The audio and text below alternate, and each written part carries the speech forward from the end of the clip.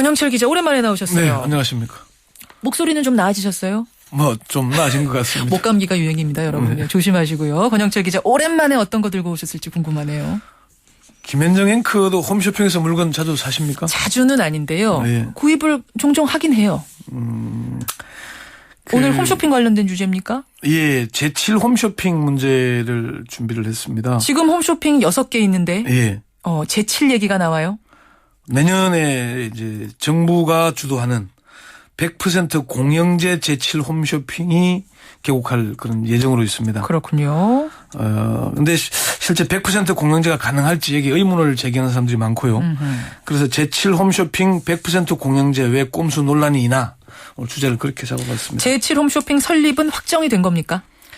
아직 구체적인 설립 계획이 발표되지는 않았지만 정부는 이미 내년 개국을 목표로 제7 홈쇼핑을 설립하기로 방침을 굳혔습니다. 예. 이미 공식 발표를 했고요. 정부가 구상하는 제7 홈쇼핑은 100% 공영제로 민간 참여는 배제할 것이다 이렇게 알려지고 있습니다. 정부 관계자는 제7 홈쇼핑을 설립한다는 건 확정적이고 내년 초쯤에 구체적인 설립 방안이 발표되고 늦어도 내년 안에는 개국한다는 방침이다. 내년 안에는 개국한다. 원래는 미래부가 제7 홈쇼핑 설립에 좀 부정적이지 않았습니까? 그렇죠. 6개나 있고 그중에 1개는 2012년 개국을 했으니까 맞아요. 얼마 안 됐지 않았습니까? 예. 그래서 제7 홈쇼핑 설립은 뭐 적절치 않다 이런 얘기했는데 8월 들어서 갑자기 입장이 바뀌었습니다.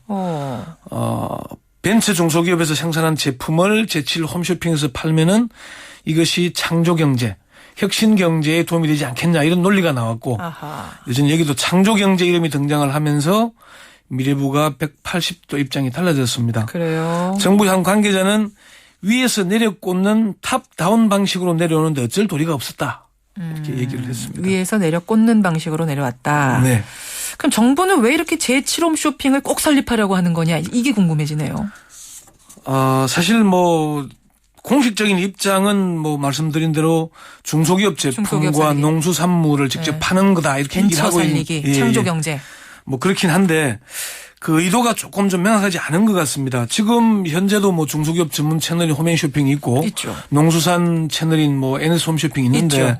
여기에 새로운 공영제를 하겠다 이게 의도가 좀 불분명해 보이는데 어쨌건 이게 그 가장 의문을 제기한 것 중에 하나는 제7 홈쇼핑의 이름이 나올 때부터 대통령 직속 청년위원회 위원장인 남민우 벤처기업 협회장 이름이 나왔습니다. 그게 어떤 상관이 있는 겁니까? 벤처기업 협회에서 핵심 제품을 만드는데 이것을 소비자들에게 알릴 방안이 없다. 예. 이거를 제7 홈쇼핑을 만들어서 알리고 좀 판매하도록 판로를 열자. 이게 이제 계속 주장을 해왔는데요. 지금 있는 홈쇼핑만으로는 좀 판로가 너무 좁다.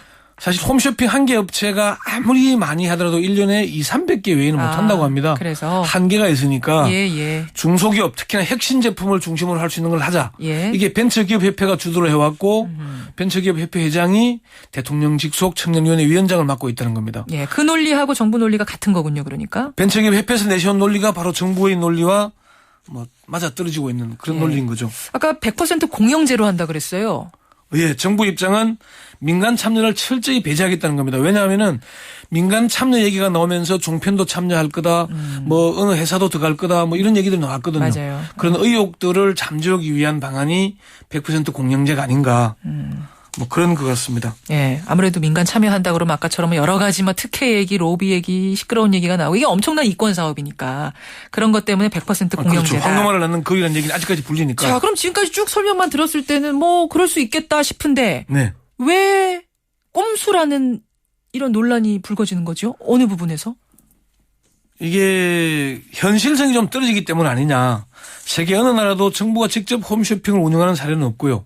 홈쇼핑은 어떻게 보면 유통의 첨단 아니겠습니까? 그렇죠. 홈쇼핑과 인터넷 쇼핑을 같이 하면서 그러면 이게 다른 홈쇼핑이나 인터넷 쇼핑몰들과 경쟁을 해야 되잖아요. 예. 근데 아시다시피 공사들이 방만 경영의 대표자로 찍혀서 지금 민영화를 해야 된다는 얘기가 나오고 있지 않습니까?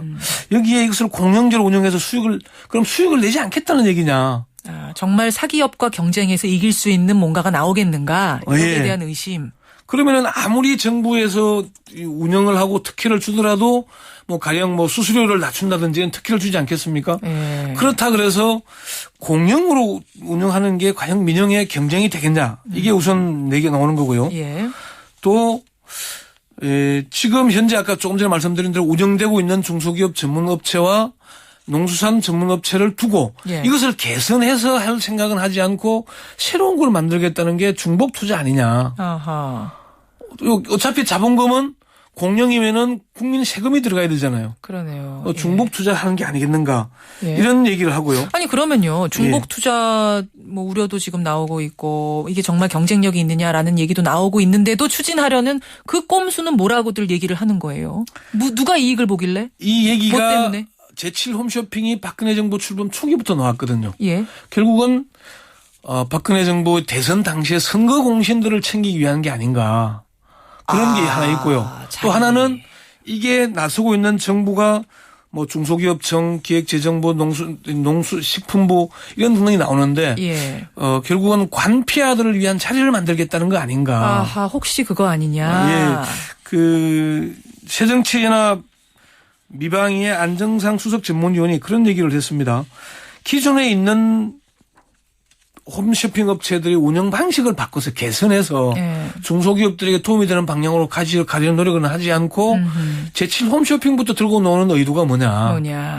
그렇게 중소기업들을 위한 거면은 지금까지 중소기업 전문 홈쇼핑이 벌써 여러 개 생겼습니다. 그렇죠. 그런데 다 대기업으로 바뀌었죠. 맞아요. 그런데 그걸 그렇게 하지 않으면서 새로운 걸 만들겠다는 게 국민들이 납득할 수 있겠나. 아하, 이거 만들어다 놓고 또 나중에 뭔가 민간으로 넘어갈 가능성도 있는 거고 뭐 여러 가지들을 염려하게 되는 거군요. 그런 얘기가 나오기도 하고. 전례에 비추어서. 제7 홈쇼핑이 만들어지면은 아까 거론했던 남민호 벤처기업 협회장이 중요한 역할을 할 것이라는 얘기가 벌써 파다하게 나돌고 있습니다. 그렇군요. 뭐 특정인을 위한 위인설관 아니냐. 위인설관 아니냐라는 네, 그런 얘기까지. 얘기도 나오고요. 네. 예. 제7 홈쇼핑. 일단 방침은 정해졌는데 과연 이것이 맞는 것인가 논란은 계속되고 있다는 말씀. 그 이면 짚어주셨는데요. 뭐 마무리 또 하실 말씀 있으세요?